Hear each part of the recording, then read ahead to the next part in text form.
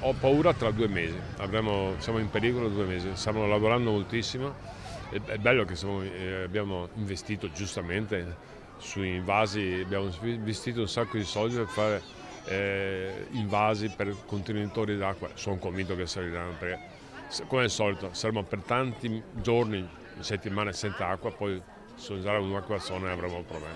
Il tempo sta cambiando, l'emergenza climatica è chiara. Il sindaco di Padova, Sergio Giordani, ha confermato l'ordinanza antisiccità della scorsa estate. Dopo l'intervento della Regione Veneto, il Comune di Padova è quindi la prima amministrazione a varare un provvedimento in vista dell'estate.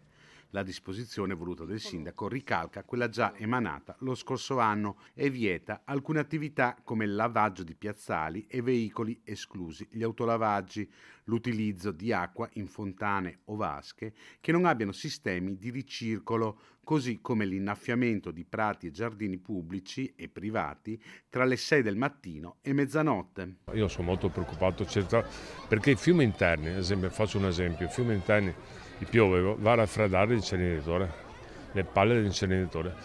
L'anno scorso abbiamo sfiorato per una settimana mancanza di raffreddamento dell'inceneritore. Se si ferma l'inceneritore, magari qualcuno è contento, ma dobbiamo buttare i rifiuti da qualche altra parte, per cui diventa veramente pericoloso. Per cui massima attenzione all'acqua, sono ancora chiuse le fontane, tutto quello che è spreco d'acqua sarà continuato.